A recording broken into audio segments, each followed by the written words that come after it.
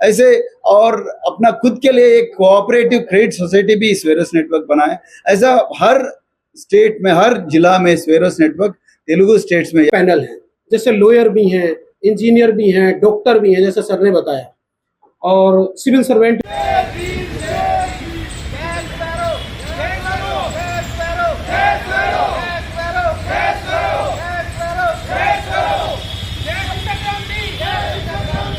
Media बंधुओं को फिर एक बार नमस्कार, जय भीम, जय फूले, जय भारत। मुझे बहुत खुशी हो रहा है आज हमें दिल्ली के शहर में स्वेरोस नेटवर्क का प्रोग्राम के बारे में आपको बताने के चक्कर में, और मेरे साथ जसवंत जी है, हमारा स्वेरोस नेटवर्क का नॉर्थ इंडिया का कोऑर्डिनेटर है। बहुत खुशी हो रहा है, जसवंत जी जैसा एक मेहनती मिशनरी क्रांतिकारी आज हमारे स्वेरोस नेटवर्क में शामिल है।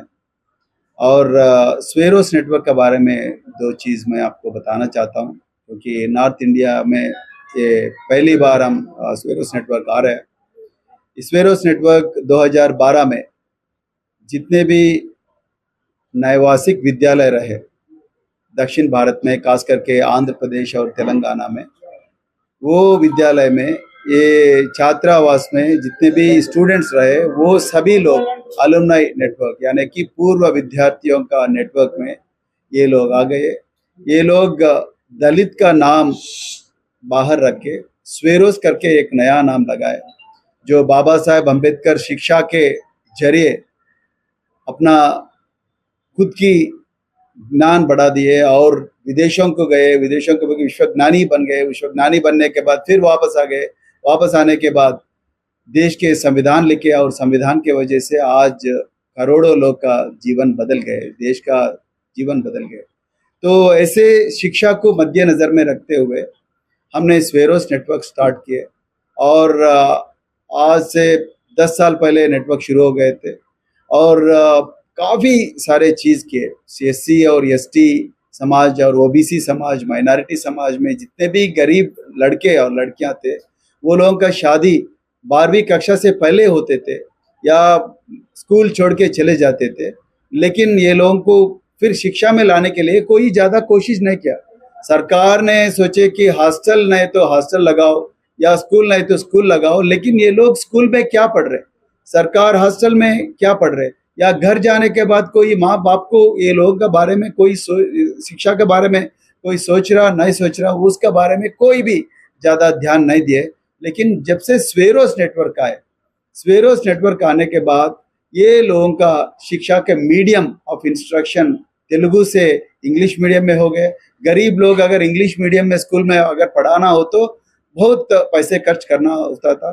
तो स्वेरोस नेटवर्क ने सरकारी का जितने भी सुविधा यूज करते हुए, सरकारी का सुविधा को और अच्छा बनाते हुए स्वेरोस नेटवर्क ने 10 लाख बच्चों को मार्गदर्शन किया।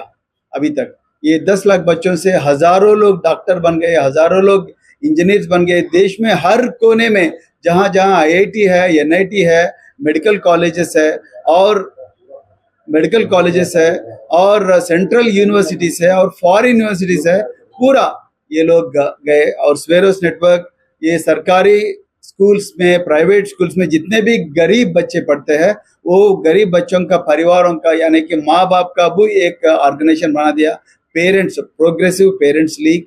और जितने भी डॉक्टर्स बन गए स्वेरोस नेटवर्क से, वो स्वेरोस नेटवर्क का डॉक्टर्स को पूरा लाइफ लाइन लीग करके बनाए।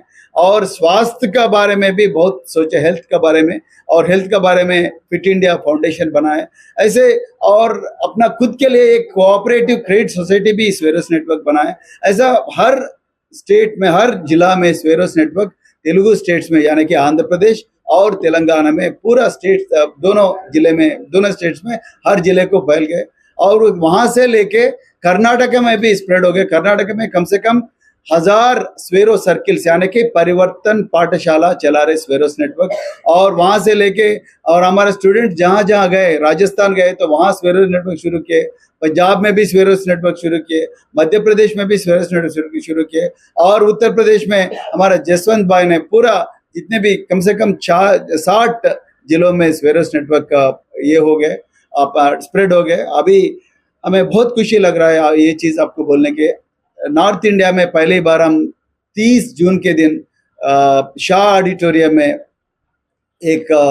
मैं भी बनूंगा सिविल सर्वेंट, यानी कि IAS IPS और सेंट्रल सर्विसेज में एक कर्मचारी बनूंगा करके 1000 से लेके 1500 छात्र हर नॉर्थ इंडिया का हर डिस्ट्रिक्ट से आ रहे हैं, साउथ इंडिया से भी आ रहे हैं। पहले नेशनल कन्वेंशन दिल्ली में होने वाला है, तो ये इसमें सभी छात्रों के इनविटेशन है और ये नॉन पॉलिटिकल नेटवर्क है। इसमें पॉलिटिक्स से कुछ लेना देना नहीं है। महापुरुषों का विचारधारा और खास करके शिक्षा का क्रांति को मद्देनजर में रखते हुए और ये शिक्षा के इम्पोर्टेंस को हर घर को पहुंचाना करके ये स्वेरोस नेटवर्क आ गया। इसीलिए मैं पूरा ये जितने भी गरीब लोग स्वेरोस नेटवर्क का मेंबर बने और अपना बच्चों का शिक्षा का मार्गदर्शन ले और अपना बच्चे कामयाब बनने के लिए स्वेरोस नेटवर्क का बहुत यूज होगा करके मैं ये चीज़ आपको बताने के लिए इधर आया हूँ।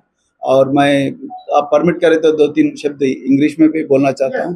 तो ladies and gentleman, I am very very happy that today we are launching Sweros network in northern part of India. I have with me Mr. Jaswant Singh, who is Northern Indian coordinator of Sweros network. Sweros is primarily a very aspirational identity.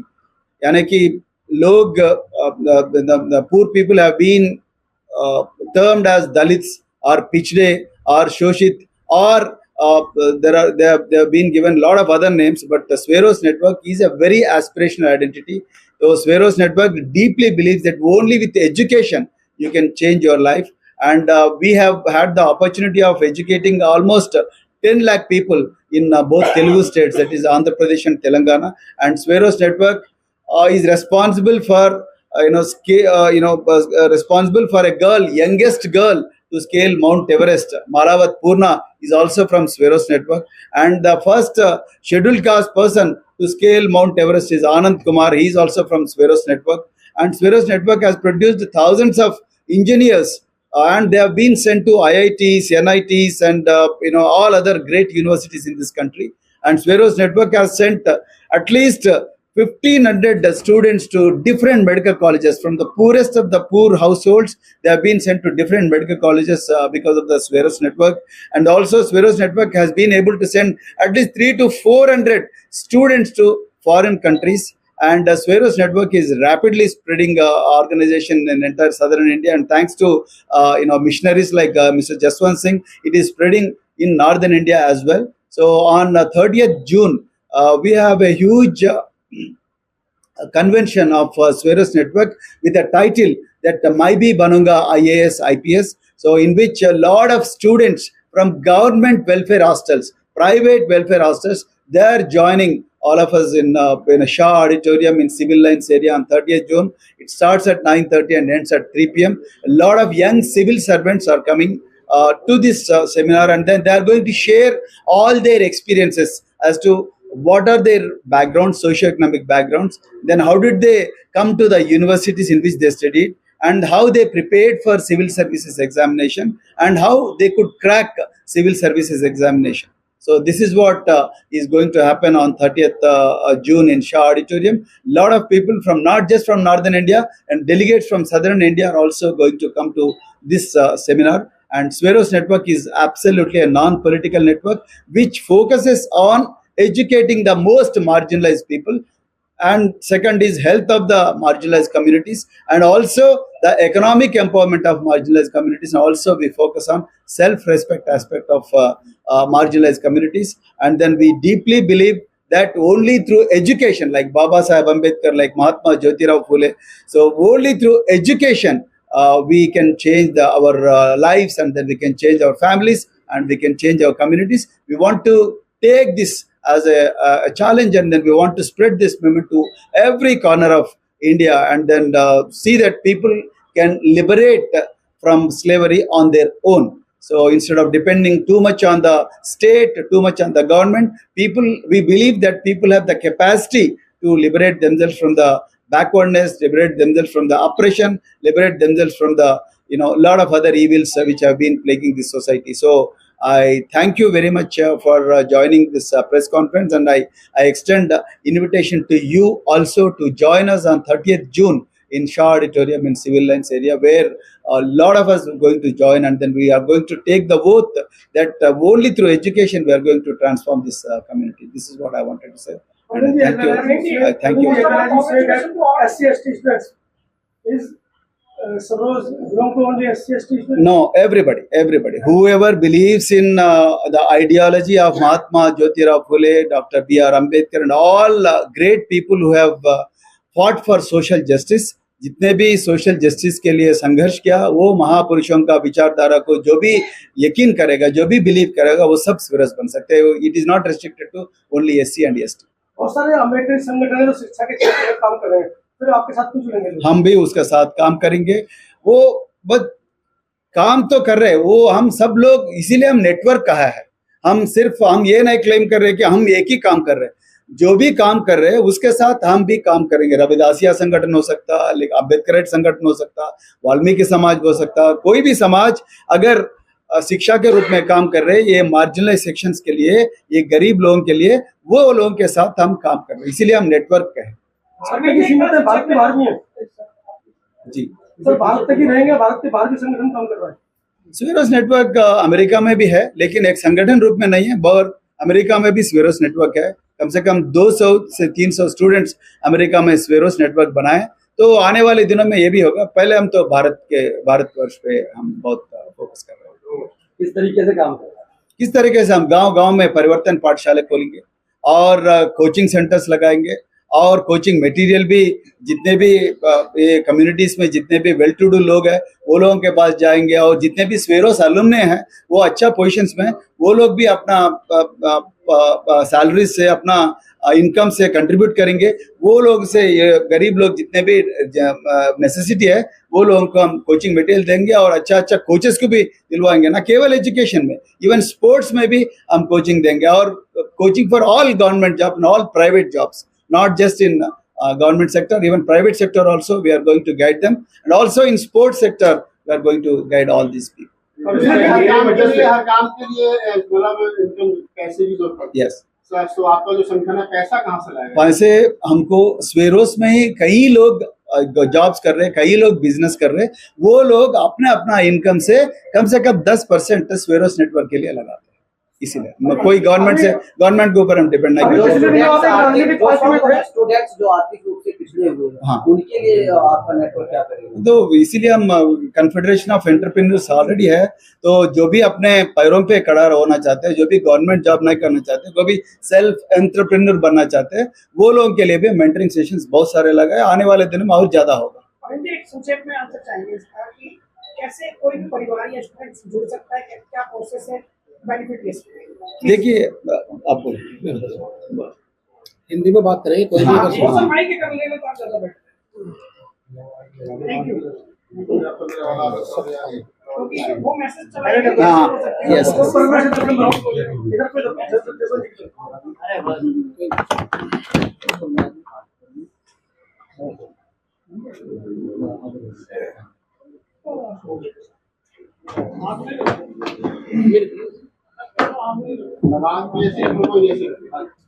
जी बताइए. Process क्या है, पूछ रहे हैं कि क्या process है, कैसे इंसान होगा, क्या कोई फीस है इसकी, क्या कौन सी क्लास? जी, क्लास में कौन सी बच्चा आपके पास हो सकता है? कक्षा 10 से भी शुरुआत हो सकती है स्वेरोस नेटवर्क से जुड़ने के लिए. उसमें कोई ऐसा कोई खास प्रोसीजर नहीं है. हमारी एक प्राइमरी सदस्यता है और निःशुल्क है. ऑनलाइन उसका फॉर्म भरा जाता है. आपने जैसे क्वेश्चन किया था कि स्वेरोस नेटवर्क किस तरीके से काम कर रहा है, हम ये चाहते हैं, जहाँ तक अभी हम देख रहे हैं, खासकर यूपी में जैसे हमने दौरा किया है, तो लगभग 60 जिलों में हम गए हैं. हम लोग दिल्ली में बैठ करके आंकलन लगा लेते हैं कि शिक्षा का स्तर अच्छा है, लेकिन ऐसा नहीं है. खासकर यूपी में हम जब लोग गए, तो आज भी मैं हर समुदाय की बात कर रहा हूँ, खासकर दलित समुदाय का. मेरे पूरे गाँव में हाई स्कूल पास नहीं. हम लोग घर मकान बनाने के लिए संघर्ष कर रहे हैं, अच्छी कोठी बनाने के लिए, नौकरी पाने के लिए. वो लोग आज भी पेट भरने के लिए संघर्ष कर रहे हैं. वहाँ मात्र 100-150 रुपए की मजदूरी होती है. तो पूरे जब ये चीज़ हमने देखा, तो मैं सर से 2015 से पहले से ही प्रेरित हूँ जब मैंने शिक्षा के क्षेत्र में इनका देखा तब मैंने निवेदन किया कि जिस तरीके से आप दक्षिण में काम कर रहे हैं इस तरीके से नॉर्थ में भी काम किया जाए, और हम लोग प्रत्येक गांव में जाते हैं। वहां पर यदि किसी परिवार में मान लिया एक मोहल्ले में 10 बच्चे ग्रेजुएट हैं, तो हम उनसे निवेदन करते हैं कि आप अपने पास पड़ोस में 10 बच्चों की जिम्मेदारी उठाओ और 1 घंटा फ्री ऑफ कॉस्ट आपको ट्यूशन देंगे, फ्री में पढ़ाना। उस जो भी बच्चा फ्री ऑफ कॉस्ट ट्यूशन पढ़ाता है उसको यदि कोई भी जरूरत पड़ती है, मान लिया किसी अदर डिस्ट्रिक्ट में वो एग्जाम देने जाएगा, तो उसकी पूरी मदद स्वरोज नेटवर्क करता है, पूरी मदद। यदि उसे सही गाइडेंस की आवश्यकता है तो स्वरोज नेटवर्क के पास हर क्षेत्र के अपने एक पैनल हैं, जैसे लॉयर भी हैं, इंजीनियर भी हैं, डॉक्टर भी हैं जैसे सर ने बताया, और सिविल सर्वेंट भी हैं। तो वो उन लोगों को मार्गदर्शित करते हैं जैसे वो अपना लक्ष्य प्राप्त करना चाहते हैं। फिर दूसरी बात यह है कि हमने देखा है, खासकर मैं अपने पे भी देखता हूँ, जब हम लोग कक्षा 10 में 12 में मतलब उस समय स्टडी कर रहे थे, हमें उस समय अनुभव नहीं था। आज मैं देखता हूँ कि किसी भी वैकेंसी जब निकलती है तो लाखों की संख्या में बच्चे आवेदन करते हैं, लेकिन कुछ बच्चे ही सेलेक्ट हो पाते हैं। क्या कारण है कि सिलेक्शन नहीं हो पाता है? कि हमारा जो मेन बेस था ना उस समय वो कमजोर रह गया, हम उसे सही से डीपली से पढ़ नहीं पाए थे। उसके लिए भी मजबूत करने के लिए हम जब कोई बच्चा यदि मान लिया कक्षा 12 में है तो हम उससे कहते हैं यहाँ जहाँ तक आपकी क्षमता है, अगर आप कक्षा 5 के बच्चे को पढ़ा सकते हो तो आप कक्षा 5 के बच्चे को भी 1 घंटे ट्यूशन पढ़ाइए। आप कक्षा 12 का बच्चा कक्षा 5 वाले बच्चे को 6 वाले बच्चे को तो पढ़ा ही सकता है 8 सब्जेक्ट, तो उसका भी जो बेस कमजोर रह गया था वो बेस मजबूत हो जाएगा। दूसरा, प्रत्येक गांव के अंदर, गली के अंदर, बस्ती के अंदर सामाजिक समरसता फैलेगी।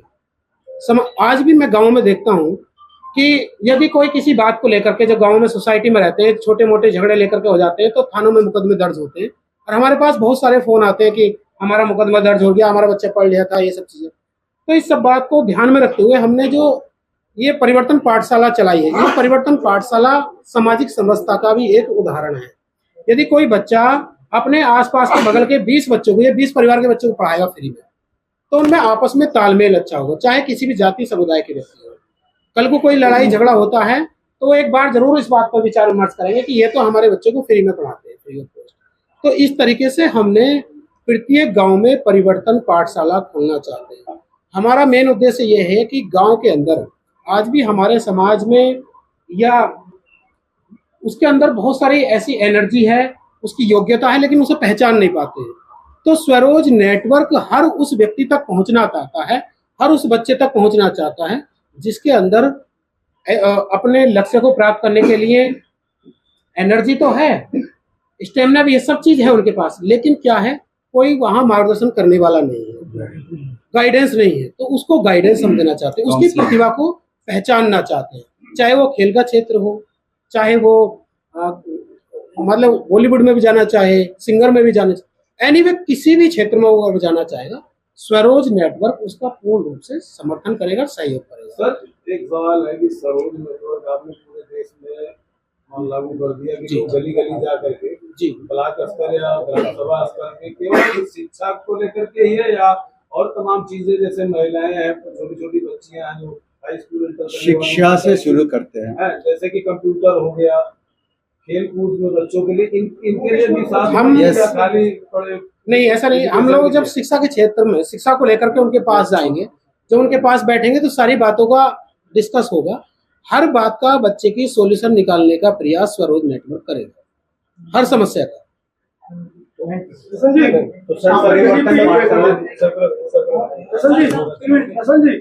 आफ्टर पॉलिटिकल पार्टी का भी हिस्सा रहे, भविष्य में पॉलिटिकल इंटरफेयर या फिर आपके संगठन पे रहेगा? सर ने बताया स्वरोज नेटवर्क एक अराजनीतिक संगठन है, नॉन पॉलिटिकल है। इस राजनीतिक का कोई वो नहीं है, लेन देन नहीं बहुत दूर तक, ये केवल शिक्षा पर ही काम है, शिक्षा और स्वास्थ्य स्वावलंबन। नहीं, फ्री ऑफ कॉस्ट। प्रवीण जी, अभी सबसे बड़ा इशू युवाओं की बात आप कर रहे हैं, एजुकेशन की, नीट की बात करें, नेट की बात करें, यूजीसी की बात करें, सारे जो छात्र हैं देश भर के बड़े परेशान है। कल एक तरीके से नेट का भी एग्जाम आया कि वो दोबारा से होगा, इस पे आपका सबसे बड़ा क्या कहना है? सुप्रीम कोर्ट को हस्तक्षेप करना पड़ा, पेपर रद्द करना पड़ा, इस पे आप क्या?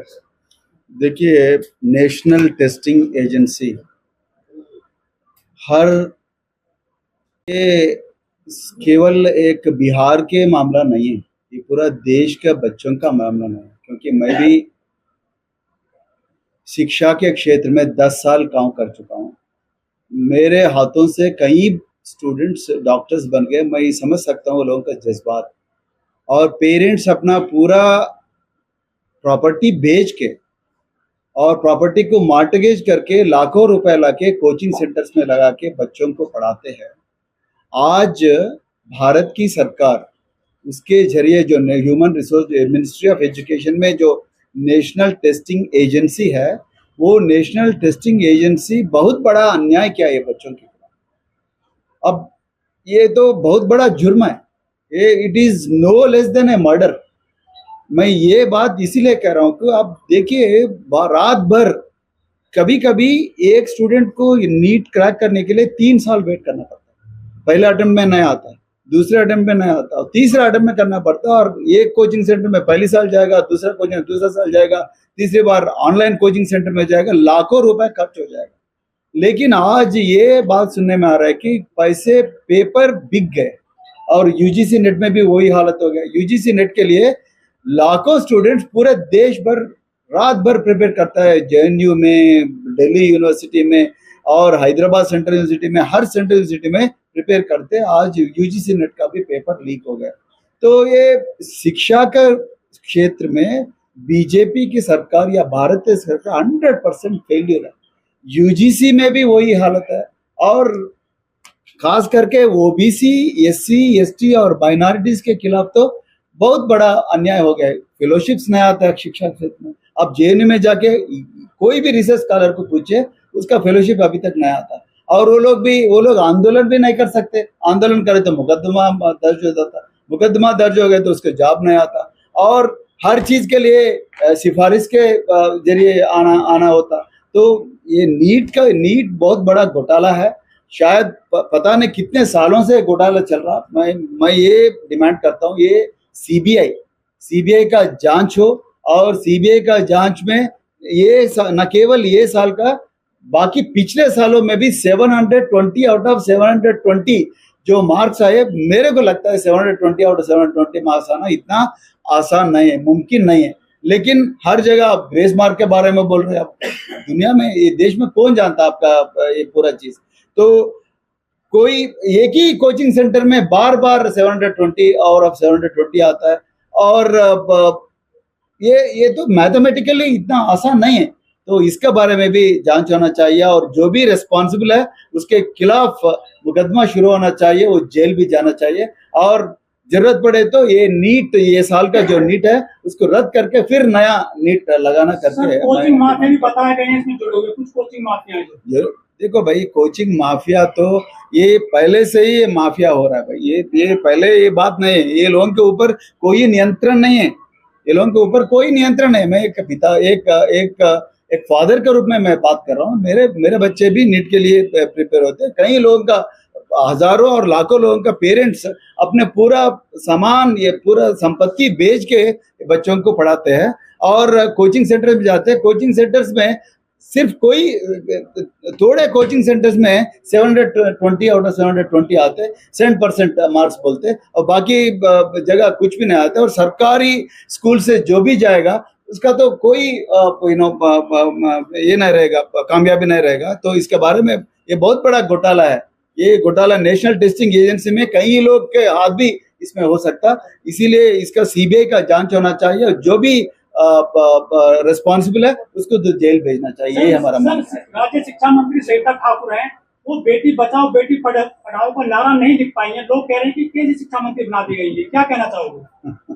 ये तो हमारा दुर्भाग्य है। तो ऐसे लोग राजनीति में आ गए। ये तो राजनीति के बारे में ज्यादा मैं बात नहीं करना चाहता हूँ, क्योंकि ये स्वेरोस नेटवर्क का प्रेस कॉन्फ्रेंस है। लेकिन एक पिताजी होने के नाते मैं तो जरूर मैं ये बताना चाहता हूँ कि ये बहुत बड़ा घोटाला है, इसका पूरी तरह जांच होना चाहिए। सही सवाल हो रहा है सर, आपने बीएसपी को त्याग पत्र दिया, क्या आप एजुकेशन की तरफ काम करेंगे या राजनीति तरफ जाएंगे फिर से? मैं पहले से सबसे पहले भी मैं एजुकेशन के लिए काम करते रहा। जब मैं बीएसपी में भी रहा, एजुकेशन के लिए काम करते रहा, आज भी करता रहूंगा, और कल भी शिक्षा के क्रांति के बारे में पूरा शेष जीवन जो भी है वो पूरा मैं इसी के ऊपर मैं जोर लगाऊंगा। क्या दुख गया है मन आपका राजनीति से जो आपने अभी तक बात नहीं कर रहे हैं पॉलिटिक्स को लेकर? नहीं, मैं ये प्रेस कॉन्फ्रेंस जो है सिर्फ शिक्षा के क्रांति के बारे में बात कर रहा हूँ, मैं इसीलिए राजनीति को इसमें नहीं लाना चाहता। साहब जी लास्ट क्वेश्चन है, ये जो स्वेरोस नेटवर्क में 10 कमांडमेंट्स बोल के बोलते हैं, उसका महत्वपूर्ण क्या है? कुछ भी 10 कमांडमेंट्स है कि हम किसी से कम नहीं है करके 10 कमांडमेंट है, वो इंग्लिश में बोलना चाहता हूँ मैं। I am not inferior to anyone, I shall be the leader wherever I am, I shall do what I love and be different, I shall. तो इसमें पूरा कमांडमेंट्स है। ये कमांडमेंट जो हर छात्र 10 लाख छात्र हर दिन इसको रिसाइट करते हैं, इसके वजह से लोगों का जिंदगी बदल गया। कई लोग अपना जंजीरों जो ये स्लेवरी का जंजीर जो है खुद तोड़ के एक अच्छा वर्ल्ड में चले गए। तो इसीलिए ये स्लेवरी जो है, ये शोषण जो है, उसको हम खुद इसका जंजीरों तोड़ना चाहिए। कोई दूसरा ऊपर से आके अपना जंजीर नहीं तोड़ेगा। इसीलिए हम बाबा साहब ने जो कहा है वो शिक्षा के थ्रू ही अपना जंजीर, ये स्लेवरी का जंजीर तोड़ेंगे। अदरवाइज हम हमेशा वंचित रहेंगे, हमेशा हम शोषित रहेंगे और हमेशा हम पिछड़े रहेंगे। ये शिक्षा के थ्रू ही हम इसको ये क्रांति ला सकते हैं, यही मैं बोलना चाहता हूँ। Thank you very much.